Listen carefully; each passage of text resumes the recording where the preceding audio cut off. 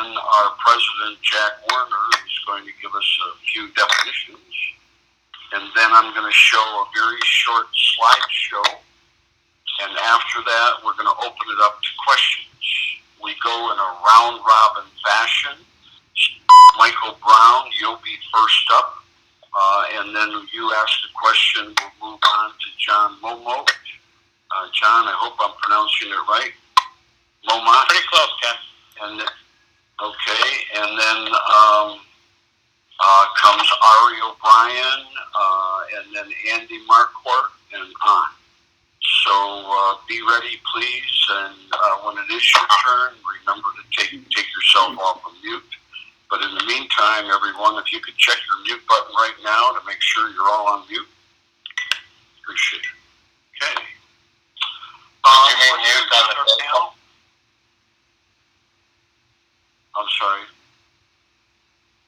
Did you mean mute on the telephone? Yes, mute your telephone, please. Correct. Okay. Okay, let's say hello to our panel. We're going to start with Adam Sokoloff. Adam is located in Pennsylvania. Tell us, Adam, where you are exactly. I know Jack's laughing because it's New Jersey, but it's Gloucester City. Yeah. It's Gloucester City, New Jersey. It's part of the Philadelphia metro market. Okay. And how many years have you been in the sign business with us? 11 years. 11 years. And how many square feet are you in? 3,000. And how many employees are you up to now? 6 employees. And what's your projected gross sales for this year? 1.2 million. And tell everybody what you used to do before you joined Signworld. Retail operations, big box retail. Okay. Let's say hello to Mike Butler. Mike, give us a wave. Mike, tell everybody where you are. I'm in St. Louis, Missouri. Okay, and how many years have you been a Signworld owner? We're in our 10th. 10 years. And how many square feet are you in? 4,000. 4,000. How many employees are you up to now? 8. 8. And what's your projected gross sales for this year? 2.1 million. 2.1 million. Great. And tell everybody, Mike, what you used to do before you joined Signworld. I was sales, marketing, manufacturing, just 6 inches deep and a mile wide for a Fortune 50 chemical company. Okay. And Ben King in Minneapolis. Ben, how long have you been a Signworld owner now? Just coming up at the end of our 3rd year. Okay. And how many square feet are you in?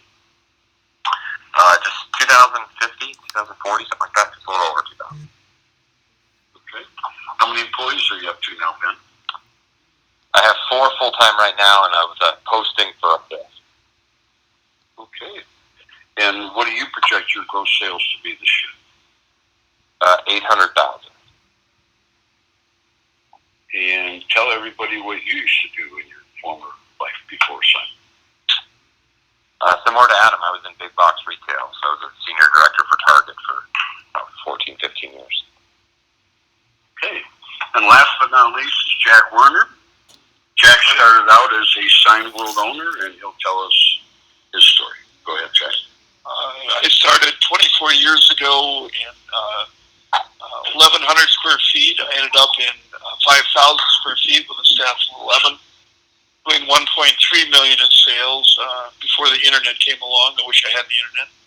I then sold that operation to go into a process with Ken to join him at the corporate office to learn his end of the business.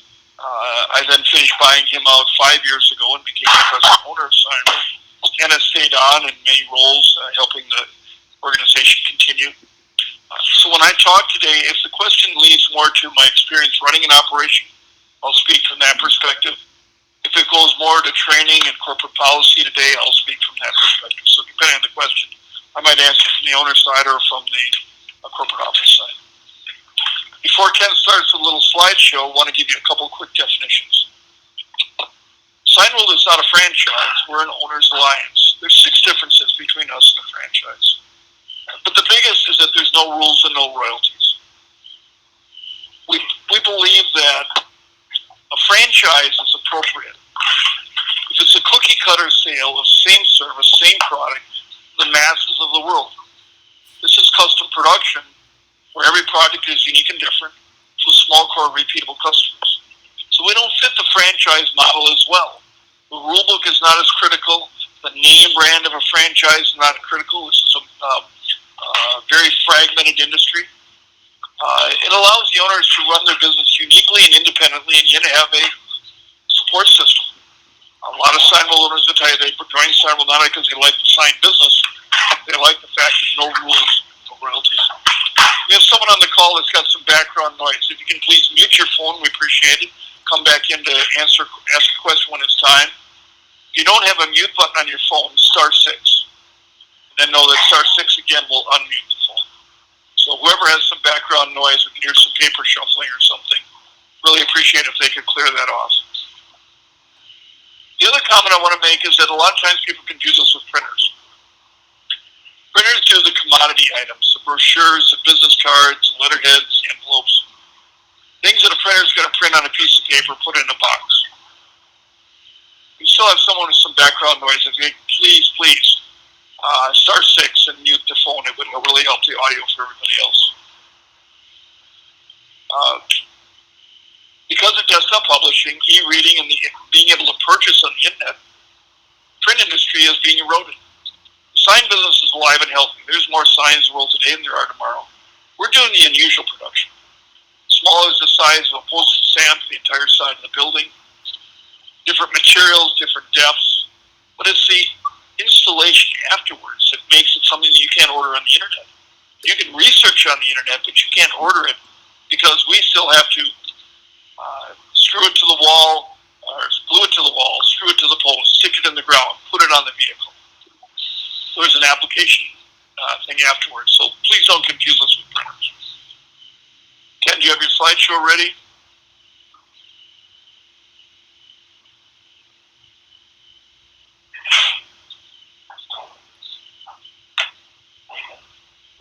You got it, Jack? No? Still waiting. There it is. First screen is up. It's up? Yep. Okay. As Jack said, we're Signworld business partners. We are not a franchise. We're a business owners alliance. We are friends. We are family. We work together on projects and split the profits. We share employees, share supplies, get together, talk story. We're full-service sign companies. We're going to teach you all about both indoor and outdoor signs. As Jack said, someone on the call, could you, everyone, please check your mute button? Please check your mute button. We're getting a lot of background noise from somebody. We charge no royalties. We have no rules. Starts with a name. Name it whatever you want to name. This is manufacturing. You are manufacturing a tangible product and giving it to your customer. 98% of all the signs in the world are indoors. The average life is 30 days. They change every month. That's where the money is at.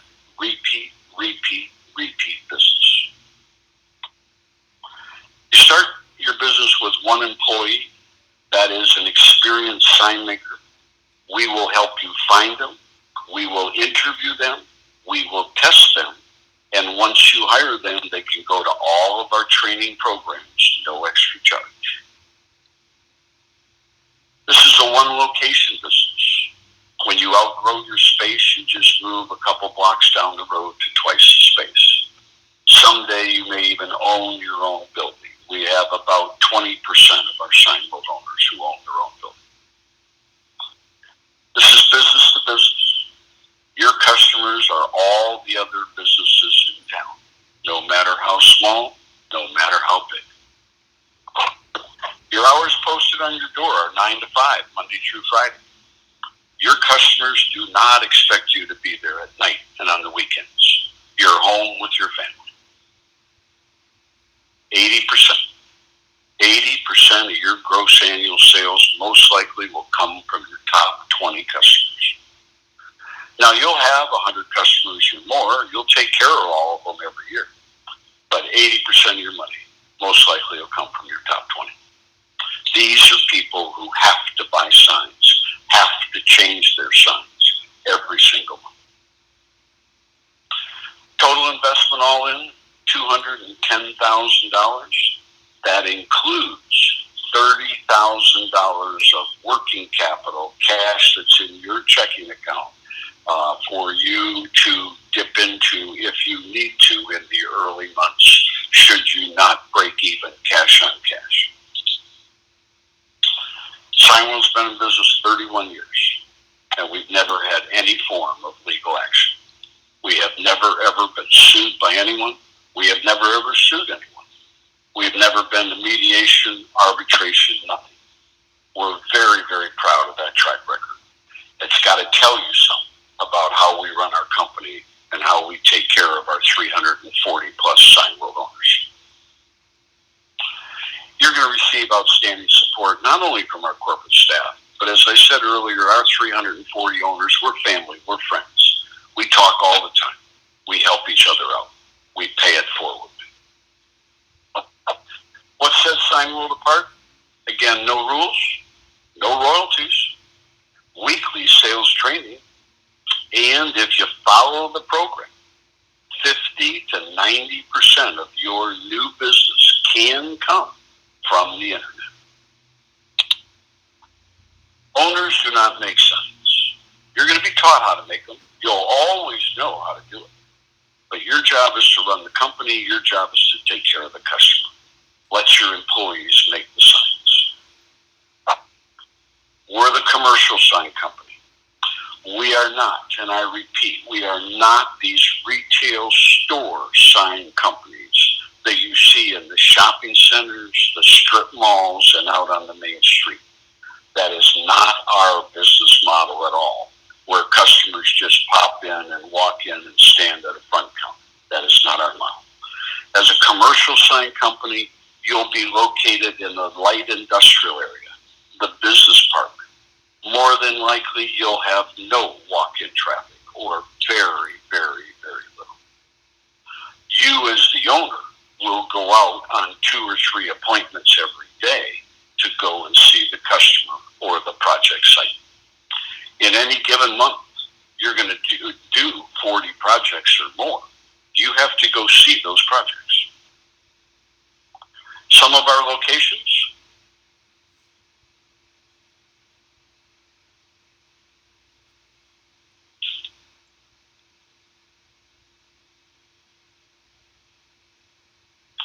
customers, the biggest and the best.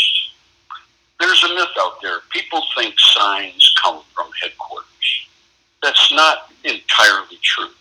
In many, many cases, such as many of the companies that you see on the screen, headquarters sends the artwork, the graphics, and the specifications and the color codes in an email to the individual locations, who then just pass that on to their local sign company. So, for example, in a small town in Wisconsin, Menominee Falls, we have a Signworld owner that takes care of 14 McDonald's restaurants. 14. We have Signworld owners who work with every one of these companies that you see on the screen, plus more. What's new in signage that we didn't see when we were kids? Floor graphics are becoming more and more popular. And again, removable and changeable every month. Wall graphics, some that change every week. Notice the date. More wall graphics. Lightweight LED signs, easy to change the graphic, easy to move the entire battery-operated sign. In-store signage. Retail store, inside. Trade show signage. Outdoor Post-it note. The bed is a giant Post-it note. Peel it off, move it to the other side of the building. more outdoor signs.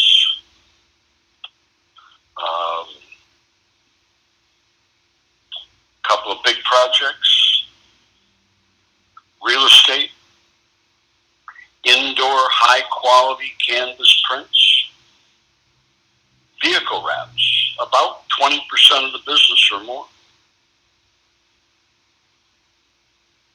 20 Disneyland buses, airplanes, no problem. It's a fun business, ladies and gentlemen. Every project is different. Every day is different. That's what keeps you going.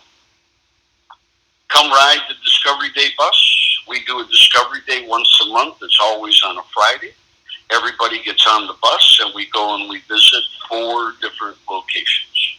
Throughout the day, you'll meet a whole bunch of Signworld owners, and you'll meet their employees as well. You'll make signs yourself.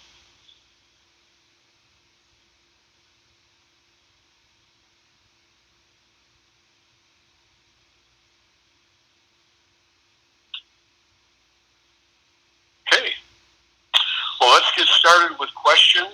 So, Michael Brown, Michael, will you please unmute yourself, say hello, do an audio check, and then go ahead with your first question. Hello, this is Michael Brown. We got you, Michael. Go ahead. Okay. First of all, with the introductions and Jack's story, that answered a couple of my questions right off the bat.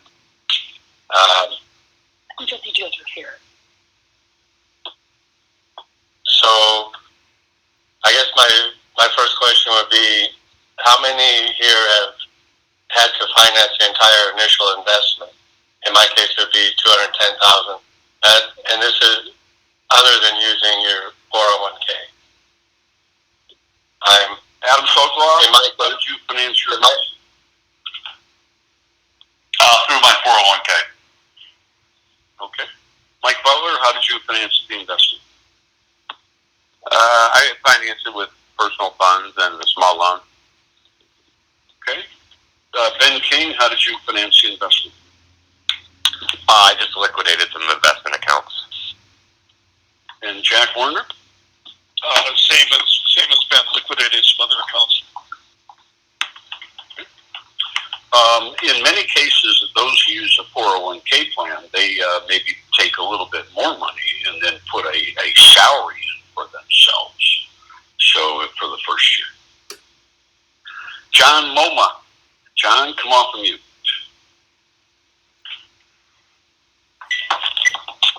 Can everybody hear me? John? Yes. Yes, John, go ahead. In terms of startup, there's training that's provided, but what part of the training would you say was most critical or integral to your success? And then after you get started, what do you find the most important part of being the group in terms of how you interact? Okay. Maybe, Jack, you might want to start out and quickly give us an overview of what all is included in training, and then we'll start with Adam as to what was the best part besides lunch. Before you open, there's 5 weeks worth of training, which we believe is enough to make you functional, knowing there's a lifetime of training after that.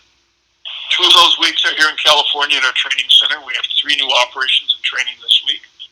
A week is devoted to technical training, the other week is devoted to business training.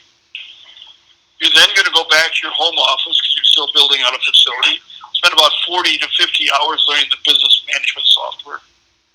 You're then going to do on-the-job training, working at 7 different locations. We'll give you all the operations that are reasonable distance from you, or if you have relatives in a certain city that you want to go visit, do on-the-job training there. We'll help you coordinate what is most appropriate for you. And then once you've hired your sign maker, we'll have a technician come out and spend 3 days on site, making sure everything's dialed in.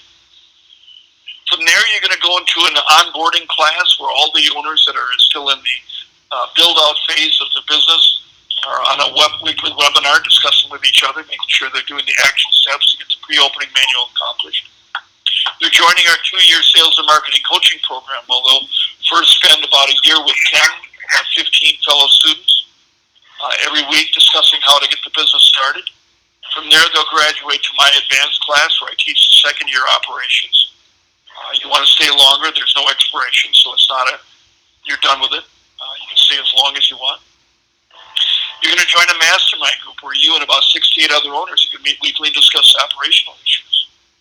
We then have a whole calendar of video conference webinars that go on for the rest of your life. No limit to attendance.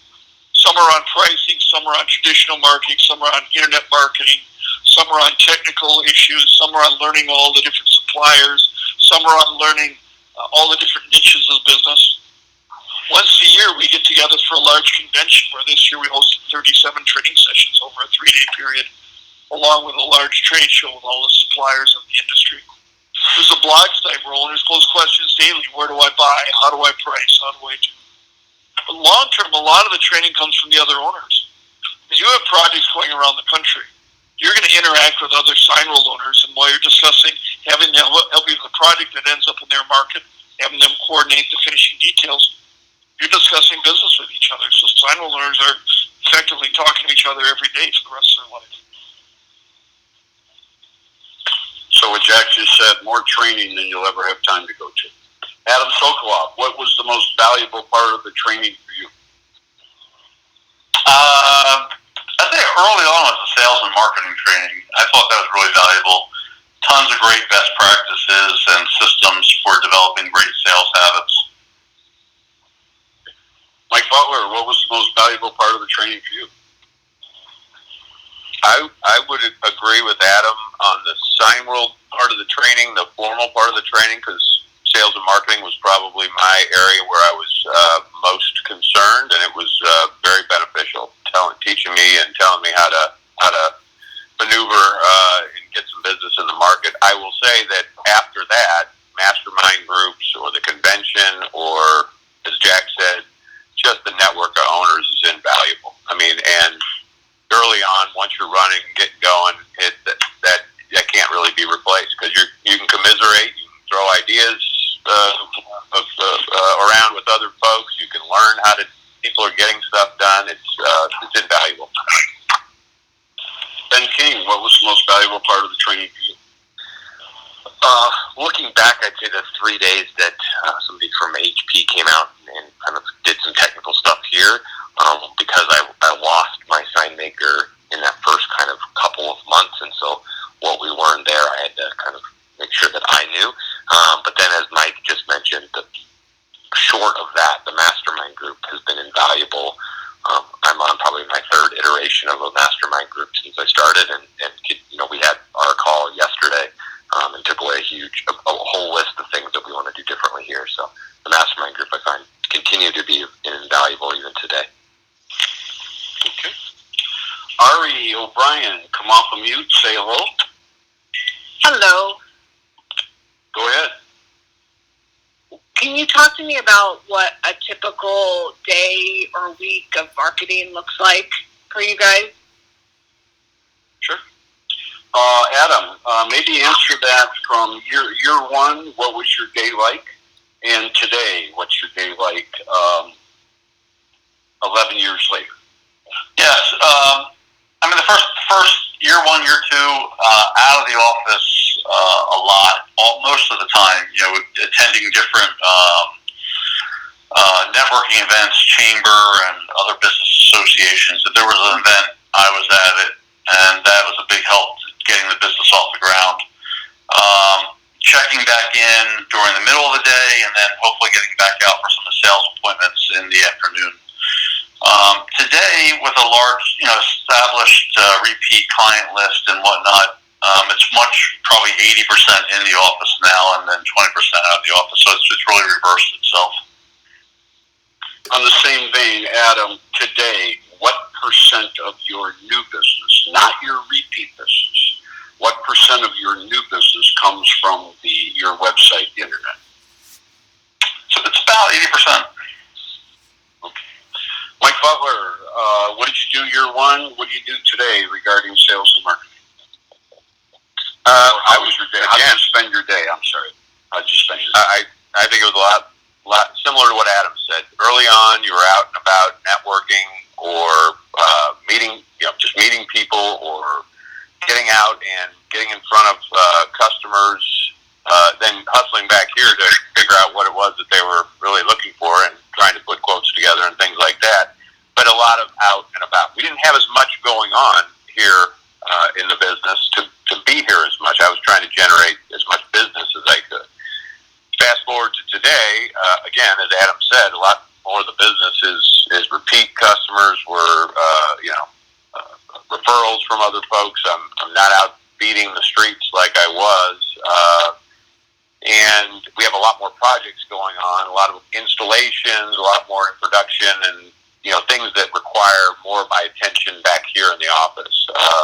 Just with the people we have, just shepherding them and kind of leading and guiding them and watching over the projects that we have in place. Mike, you mentioned beating the streets. Does that mean you went cold calling? You cold called? No, never cold called. No, I meant just out there calling the people that had come in as warm or hot leads. Okay. Mike, today, what percent of your new business, not your repeat business, what percent comes from your website and internet? Probably about 70%, I would say. Okay. Ben King, tell us what you did for how you spent your day first year and how you spend it today. First year, so I leveraged online marketing right from the start pretty heavily. So I didn't do a lot of networking through BNI or Chamber. In fact, I didn't do any. And so initially I was the one answering the phone, following up on the internet leads, and then kind of going out doing site surveys or whatever that kind of a client needed. And now that's probably flipped to I have an inside sales rep that answers the phones, she's responsible for all that follow-up. And then she often fills my calendar with site surveys, meeting with clients that I need to go out and meet with. Also, I spend a lot of time now following up on when existing clients reach back out, and we're doing a little bit of project management for new things that those clients are ordering. So. And Ben, same question to you, only two parts. What percent of your new business in year one, what percent of your new business came from your website, the internet? In year one, I'd say it was close to 95%. And today, 3 years later, what percent of your new business, not your repeat, but what percent of your new business comes from the internet? Yeah, so I'd say it's about 75% still the internet, and the other 25% is referrals. But I will tell you, often those referrals that, the person that referred us, we got through the internet. So 6 degrees of separation. Okay. And Jack, your thoughts? Go back to another question that goes along with that. Adam, what percentage of your monthly business is repeat customers? Not the new business coming from the internet, but how much of your business is repeatable customers? It's about 75% right now. Okay. Mike? Yeah, I would say 60 to 70%, kind of the same percentage. Okay. And Ben, at 3 years, what percent of your business now is repeatable customers? I'd say 30% right now is consistently. And again, that'd be even higher, but we're trying to grow as fast as we can and take on new clients, right? But that's probably, I'm sure all of us are, but yeah, it's closer to 30%. So in the beginning, you're nurturing, you're establishing relationships, and long term, you're meeting with customers and nurturing the relationships. Andy Marquardt. Andy, are you there? Yeah, I had to get up, dude. This is Andy. So my question is, it's sort of been answered, I guess, but I just maybe just kind of amplify on this a little bit. I was going to ask how much time is spent in sales, marketing, sort of customer, new client outreach. It sort of was answered to some extent, I guess, by saying how much time was spent out making customer calls, and then how much time is spent in the office. And it sounds like that changes the longer the operation is in business. And I heard one person say that there was never any cold calling. Has anyone else ever had to do cold calling to gain new customers? Has anyone cold called? Raise your hand. No, sir. Okay. All right. So it sounds like one of my bigger concerns, I guess, would be how to start and gain new clients right off the bat and to build up a customer base. So I guess that's kind of where my concern lies at this point.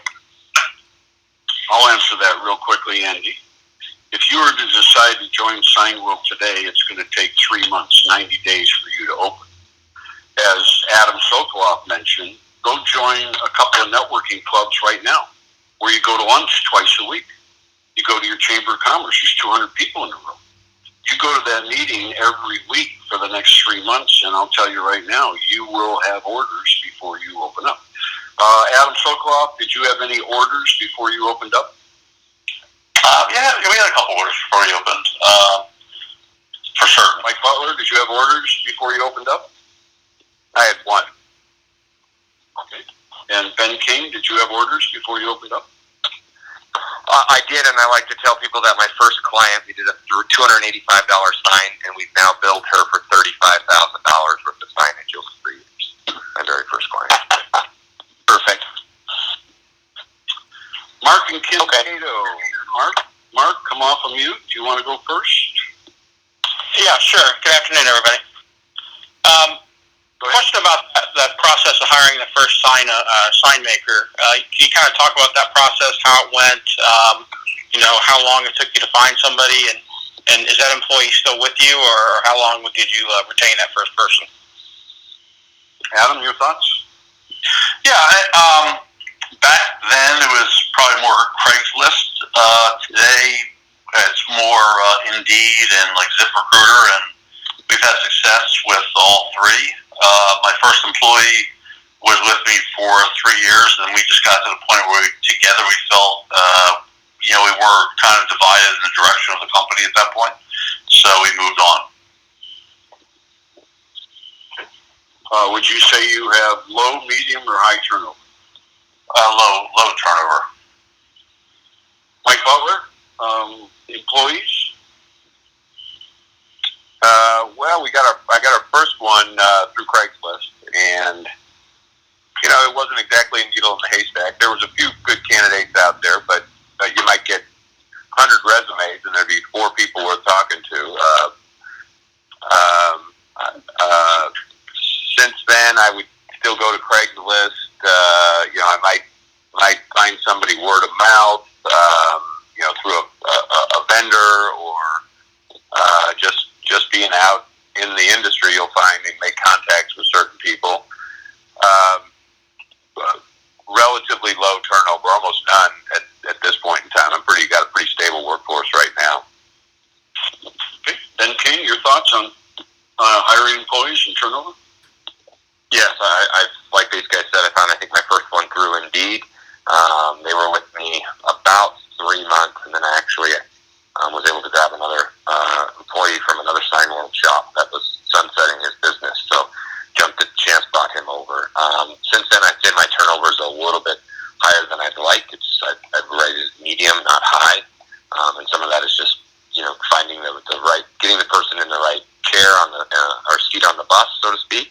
And then, just whether it's schedule or whatever, just varying reasons why people have left, but a little higher than I'd like. Okay. Jack Warner, your thoughts? I'll answer that in just a second. Before I do, I want to introduce a couple of slideshows that we're going to show in the background while we're talking.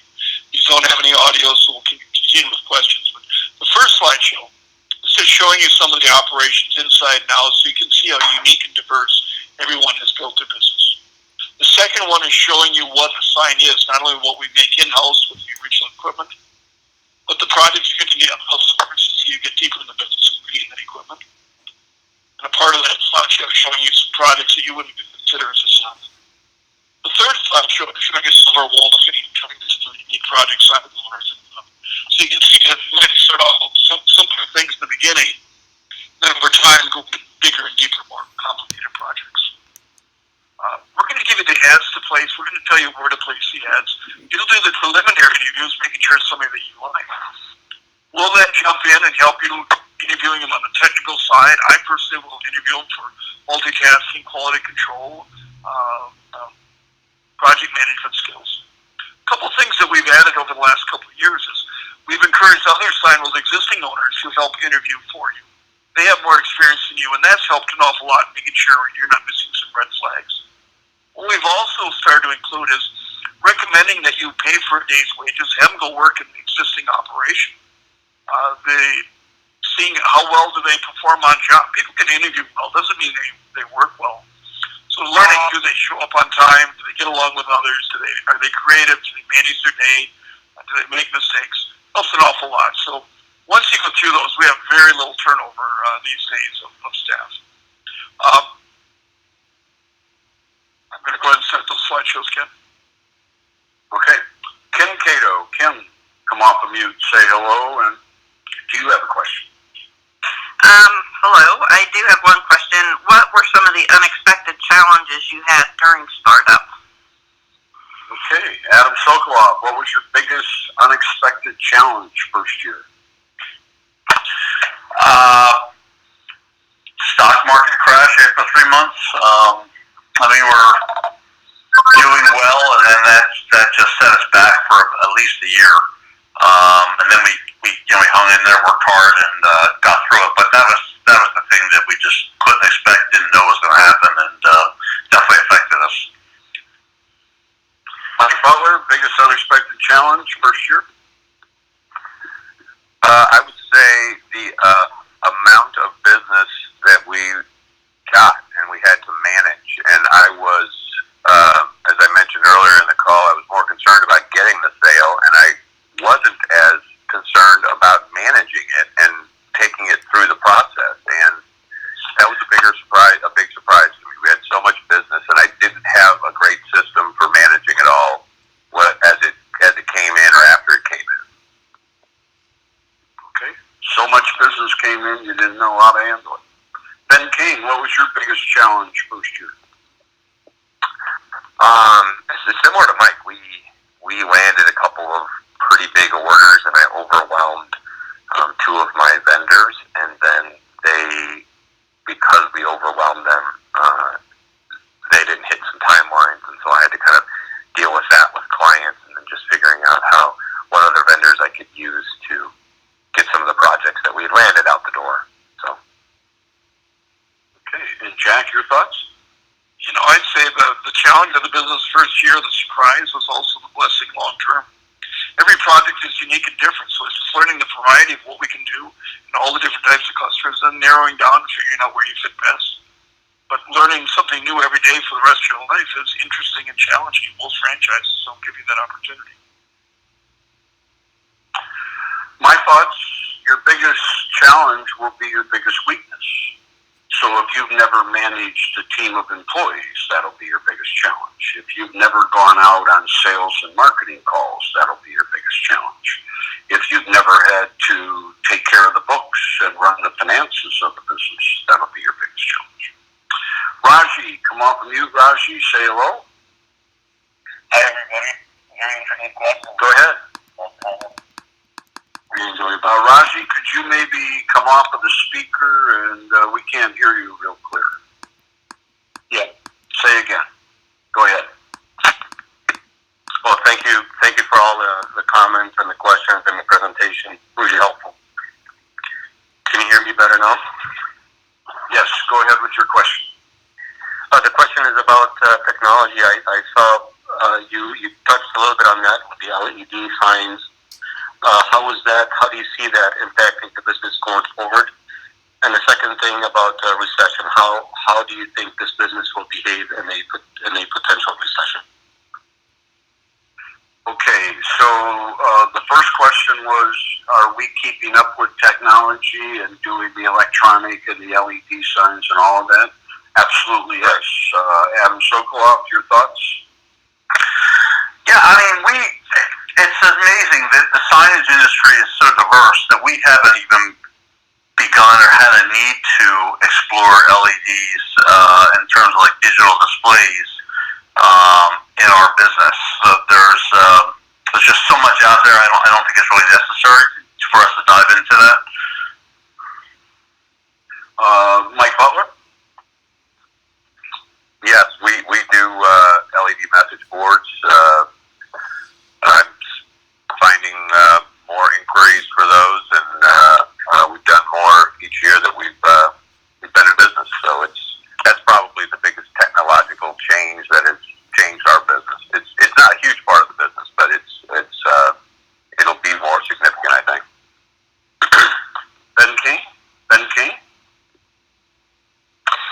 similar to what Mike said, we've done a couple.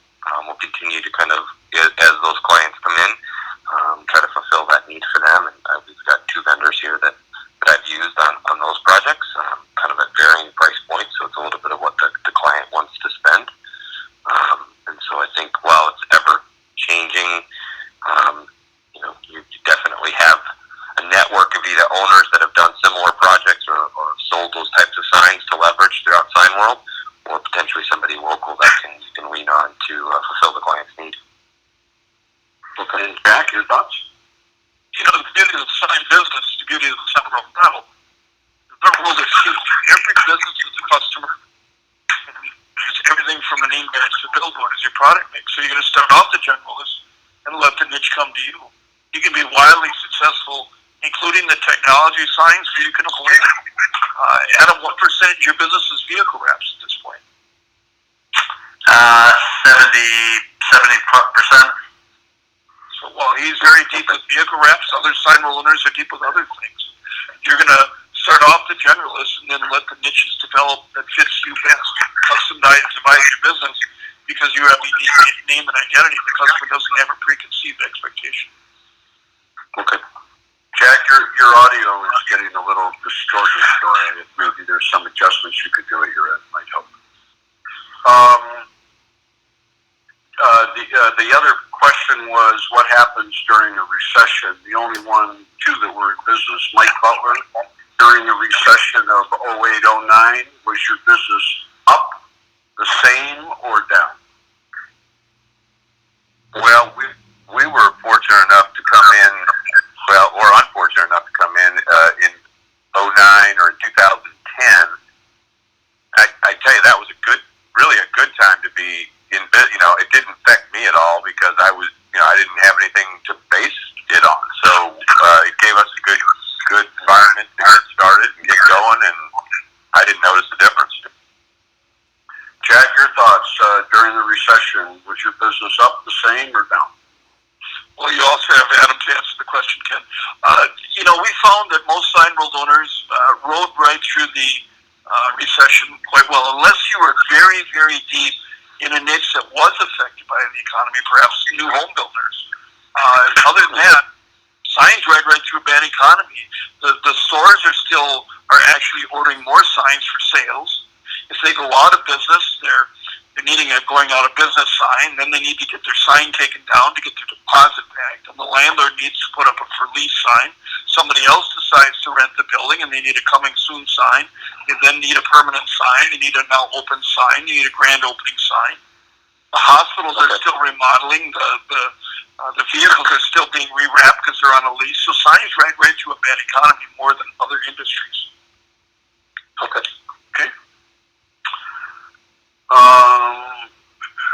And I think we already heard from Adam on the subject of the recession. Adam, do you have anything more you want to add? No, I mean, we plowed through it. I mean, it wasn't the increases I was expecting that I had in the first few months, and then we pushed through. Okay. Darren Joel, come off of mute, Darren. Say hello. Hi, gentlemen. Thank you for being here. Really interesting conversation. My background is actually in quite a similar business, amazingly similar. One of the reasons why my wife and I sold that business was that it was extremely operator intensive. We never had any time off. We were manufacturing custom products, and we really were never off, couldn't take vacations. So if you could maybe speak to the lifestyle of your particular business, that would be great to get an understanding of your lifestyle and what it's brought to your family. And then to be cliche, talk about perhaps the best and worst aspects of the business. I'm very interested to hear that. Adam Sokoloff, do you work Saturday, Sunday, and holidays this year? No, it's super rare to work a Saturday. No holidays.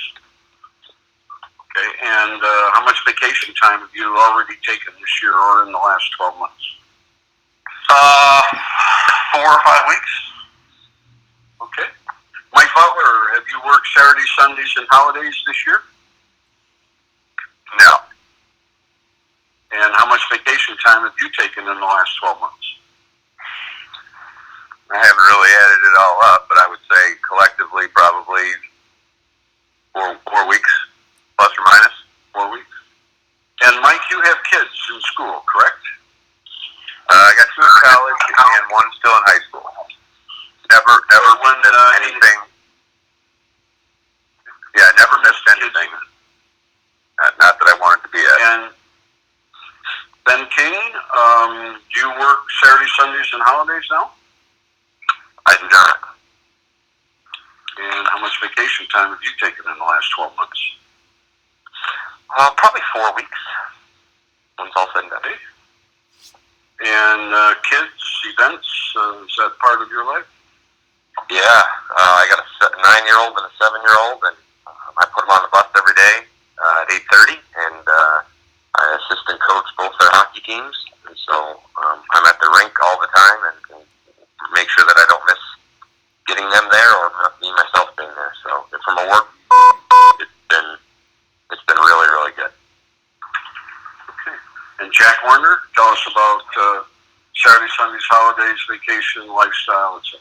When I ran my operation, I was on Little League Field at 3 o'clock in the afternoon, 4 days a week, managing my boys' teams. That's one of the reasons why I joined Signworld. If I was ahead of the customers, ahead of the employees, they just thought I was out seeing other customers.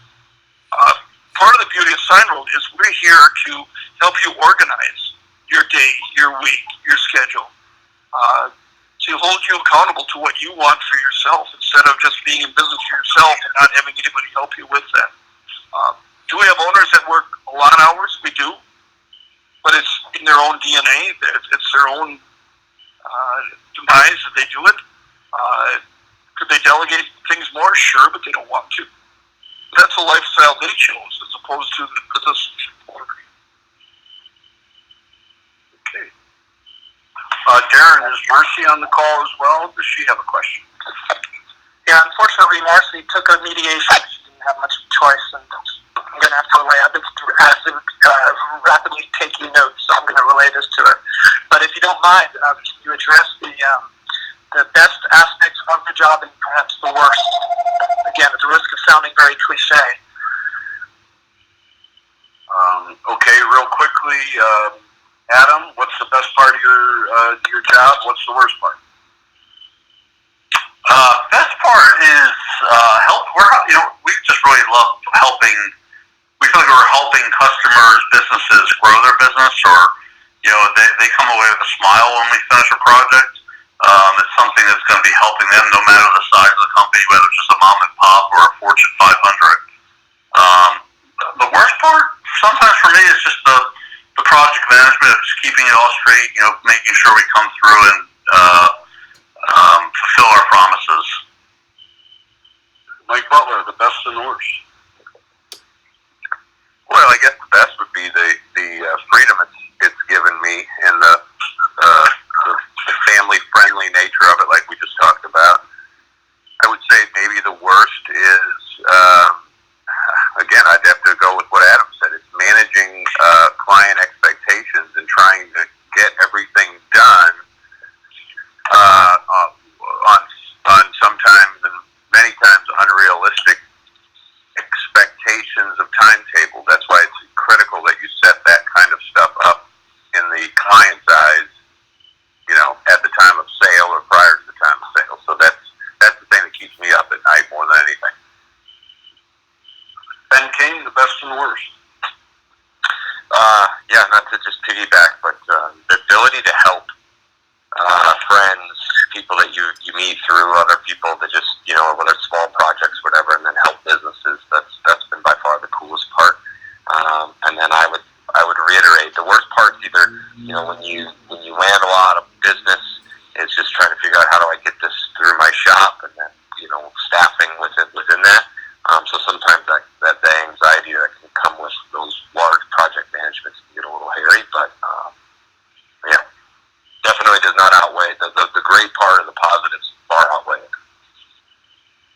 Jack Warner, 10 years in business in Orange County, California. What was the best and the worst? Being able to run it my way, building my culture or our culture, having a support system to support it, but yet not controlling us was huge. I wanted my business. I didn't want to run somebody else's business.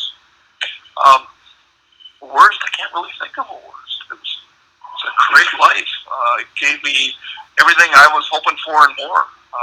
A better support system than I expected, and it keeps getting better all the time. Christy and Donald Allen, come off of mute. Christy, do you want to go first? Sure. So we're putting together our pro forma right now and trying to put in some realistic numbers. So this might be kind of hard for Adam and Mike to think back to year one.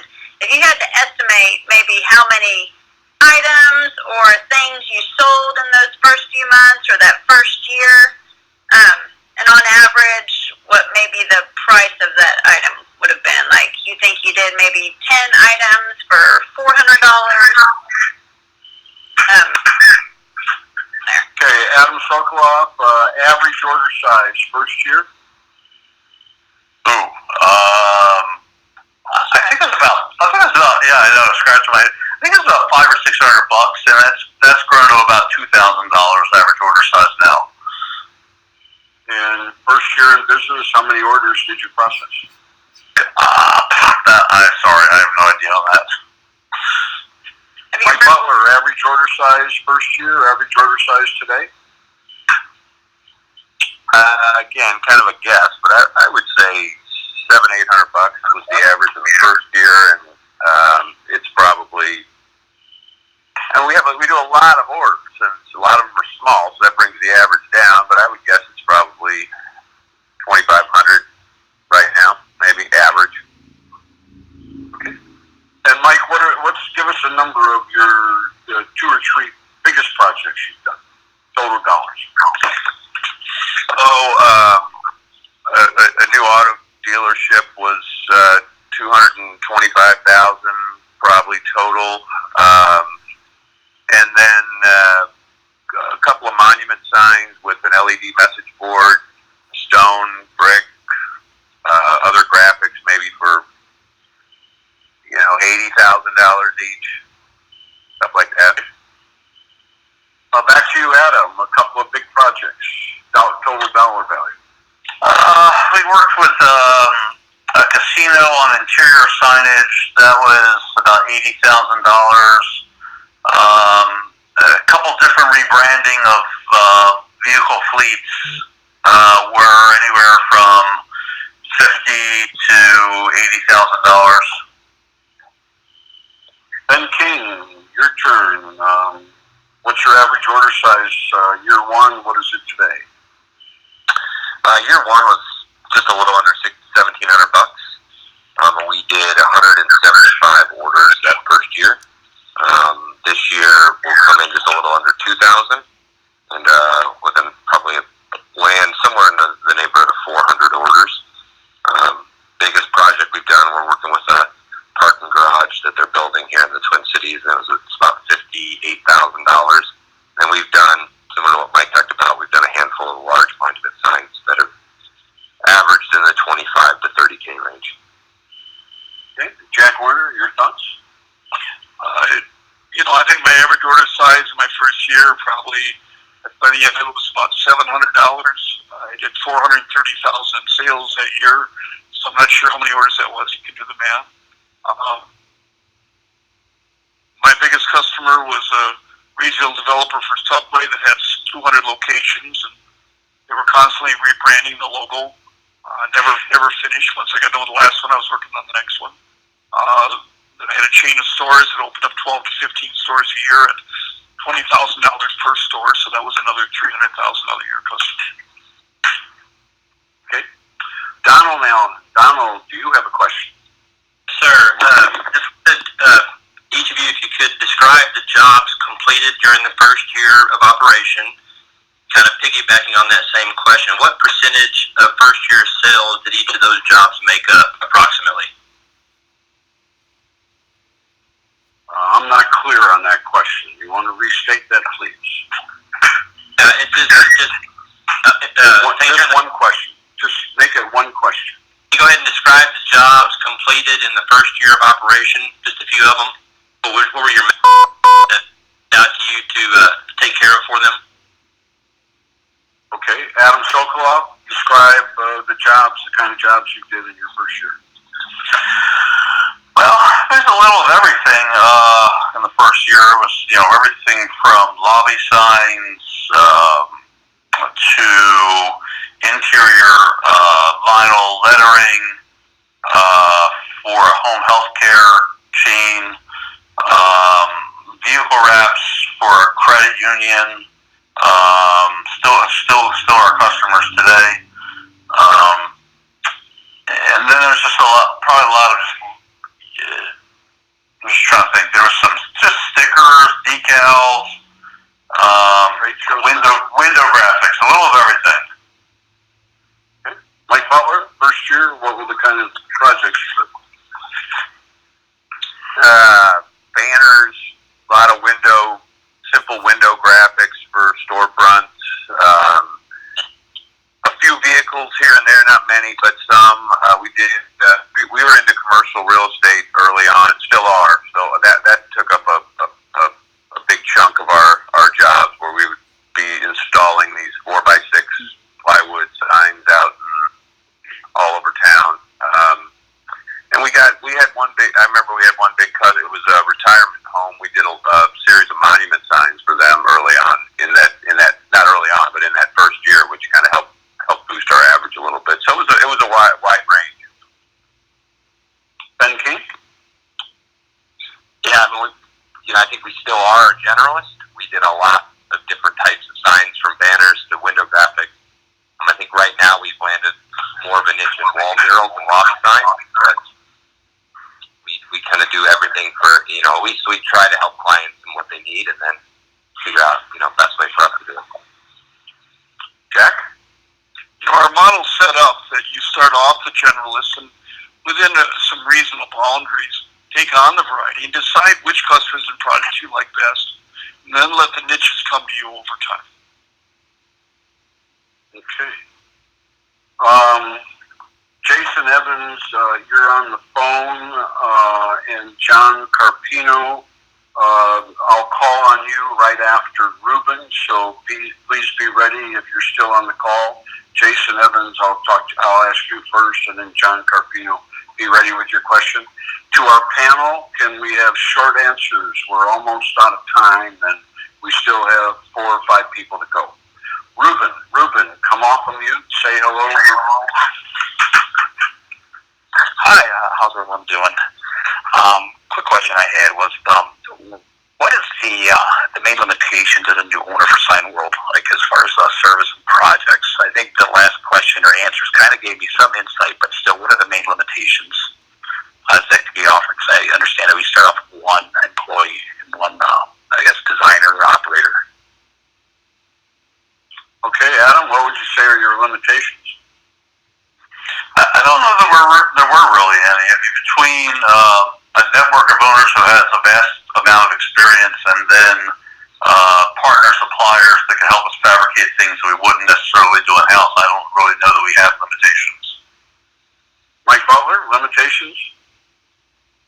Only what you put on yourself, I think. You can find somebody out there to help you, either in the network or in your local community. Well said, Mike, well said. Ben King, your limitations? Ditto for what Mike says. Jack? It's the limit of what you think is a reasonable project, not being so brave to take on everything, but take on the ones that you believe you can have the resources to handle. Okay. Jason Evans, come off of mute, say hello. Hello, thank you, Ken. Real quick, I know we're tight for time. Can you talk about your either fear or I assume not fear of this sort of technology overtaking this and companies being able to do this without you? Why do they need you? What's so great about this equipment and what you do versus why people can't just print up these things themselves? Adam? We're consultants for our customers. They don't know what they need. They might think they know, but these are people who invest in their branding and the way they look. It's not something you just point and click online for. It's all custom. Mike Butler? Well, I would agree with that, but I'd also add there's a whole lot more signs out there than just stuff you can roll off a printer. I mean, we print as much as we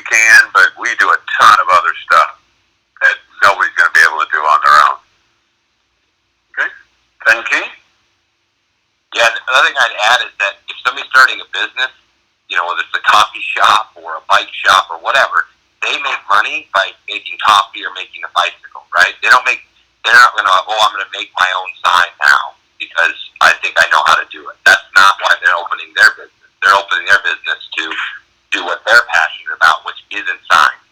And so that's where you come in and you're the consultant and you go and you talk to them and you can do that.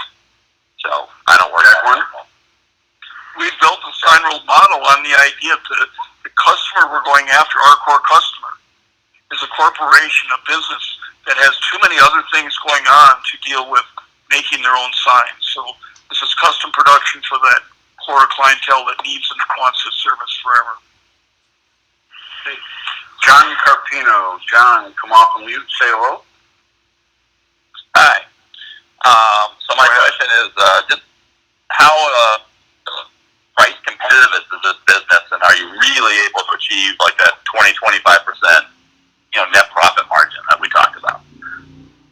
Okay, Adam Sokoloff, you're in, you're out. What is your net cash flow to the owner? Your profit to you? Yeah, it's just about 25%.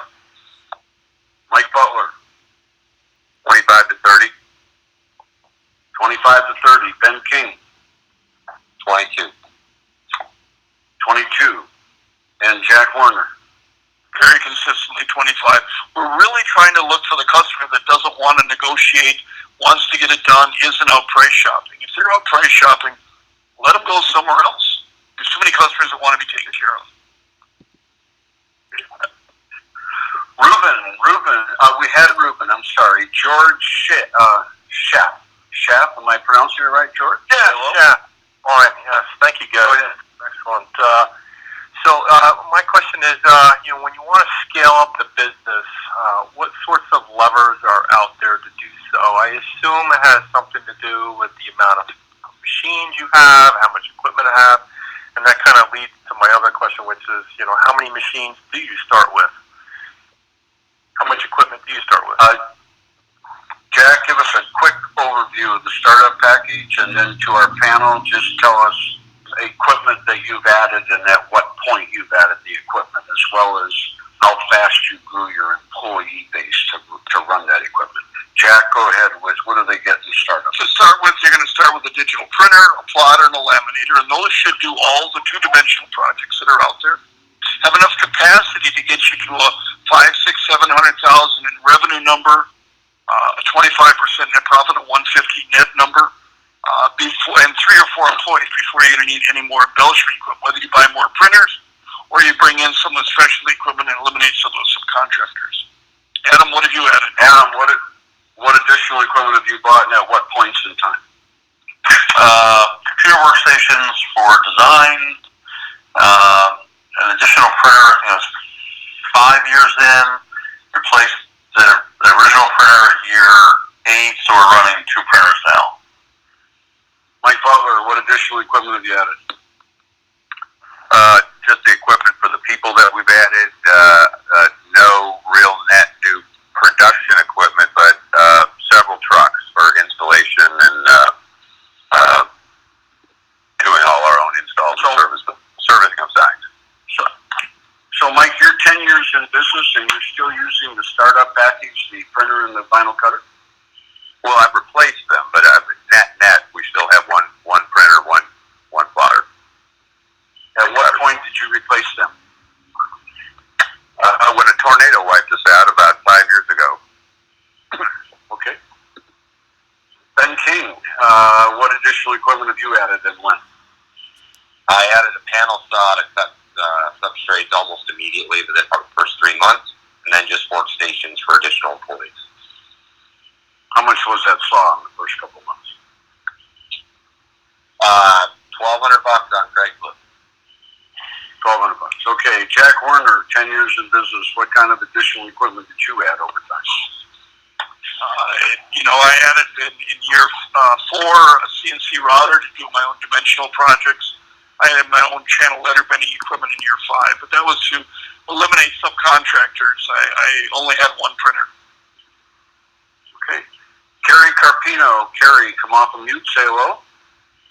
Hi, I'm good. John answered the questions, asked questions. Okay, thanks for joining us, Thank Carrie. you. Thanks for joining us. Ed Ross, Ed, come off the mute, say hello. Hey, good afternoon. Thanks very much. I think that we had some great questions. I don't have any additional ones. Other than one, I do have one, and that is, once you secure a customer, do you provide suggestions of ideas as to future signage or extending their brand? And if so, what percentage of them come back to you and act on those recommendations? Absolutely. We teach that in sales and marketing every Monday morning. Keep going back, show them more and more things that they need, they should have, how to make their business even better. So, Adam, are you good at that? Oh yeah, it's part of our culture here for our team as well. All right, Mike Butler, are you good at that? Not as good as we should be. We're just too busy otherwise. Okay. Ben King, are you good at that? Hello, Ben. Oh, sorry, hit you. I'd reiterate what Mike said. I'm not as good as I want to be. Okay, and thoughts? You know, it's something that we teach in new owner training. We'll be discussing that in new owner training this afternoon. It's very much part of what we try and teach. Okay. Paul Westfall. Hello, Paul. Come off of mute. Nice to hear back from you.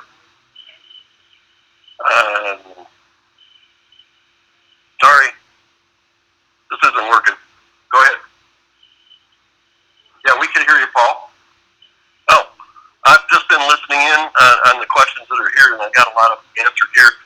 Basically, my biggest question is, what's the full scope of signage that all of you are offering? Is it just print, or I heard someone was doing channel lettering, and some people were doing CNC work. So I just wanted to see the kind of scale you're working on. Are you working on the side buildings, or are you doing more internal signage for offices? Adam Rothwald, would you call yourself a generalist where you're doing both indoor and outdoor signs? Tell us about the scope of what you do. I mean, I think we have a niche in vehicle branding. However, we offer all the other additional kinds of signs, whether it's indoor or outdoor, for those customers. So we do both. And Mike Butler, tell us the scope of what all you do. We do anything and everything. The majority of our work is outside. Only thing we don't do is billboards. Ben King, tell us the scope of your work. Yeah, and anything the client needs, we're going to try to help them get and connect them, or we'll be their point of contact as we work through vendors. And then similar to what Mike said, we don't do billboards. Okay, and Jack Werner, tell us the scope of your work. You know, through the Signworld network, it's virtually anything you can conceive. So the limit of what you take on is your own willingness. Is there anybody on the call who has not had a chance to ask a question? Anybody on the call that I have not called on yet? Please introduce yourself. Yeah. Who's this? Jason Daly. I'm sorry, say again? Jason Daly. Go ahead with your question. The website and the internet seems to be a very important part of getting business. Other than the website, how are people driven to that website? How do people find out about the sign shop and know that you exist? Adam, you're a good man to answer that question. How are people driven to your website? She's saying to the website or other than the website? To the website. It's a variety of Google listings, whether it's paid or organic. Your Google My Business listing is very important as well. So, and the website itself, and then some social media on top of it. Adam, how much money do you spend per month on your website internet? Save all in about $1,000. $1,000 a month, $12 grand a year. Mike Butler, how are people driven to your website? How much do you spend on your website monthly? getting driven there by the work I'm paying my search engine optimization folks, which is about $3,000 a month. And when they're Google searching stuff, however that works, they find our website. Hopefully, we're near the top. I don't know how any of that stuff works. Mike, is the $3,000 a month, $36,000 a year absolutely worth it to create $2.1 million in gross sales? Oh, I think it's been worth it. Yeah. Okay, Ben King, how are people driven to your website? Through Google AdWords, and I have a leverage a company, a search engine optimization company. And how much money do you spend a month? $2,500. $2,500, so $30,000 a year. And Jack Werner, what do we do? We have several website developers that we recommend. They each do a little bit differently. We're going to coach you on the nuances, let you pick your choice. They're going to build your custom website, borrowing pictures out of a large library, so before you open your website, it looks like it's been there for years. Your message is, this is what I'm capable of doing. But unlike the franchise website, over time, you can take out the canned pictures, put in your own pictures, and flavor the website to what you've done, and narrow the categories that you're willing to offer, embellish the ones you want to show more of. Then through webinars and other coaching, we're teaching you how to do the best practices that Google is currently expecting. And over time, we've changed that from year to year to year because Google keeps changing the way your game's playing. But long-term Signworld owners will tell you they're the dominant player in their market for the categories they want to go after. Okay. Is there anyone else on the call who has not had a chance to ask a question? Please introduce yourself. Okay, Adam, Mike, and Ben, thank you. Jack, do you want to close it out? I will. Ben and Mike, thank you for being here, and Adam, especially thank you for being here last minute jumping in. Appreciate your adjusting your day for that. For those that are interested in digging deeper, go back to Ken, Dan, or myself and schedule more conversation. We'll have another webinar just like this 3 weeks from today on Wednesday. My calendar went off here, apologize. Wednesday, October 9th. Discovery Day is this Friday. Following Discovery Day is Friday, October 25th. So if you're interested in digging deeper, please go ahead. Thank you all for joining. We hope this helped you. Have a great day.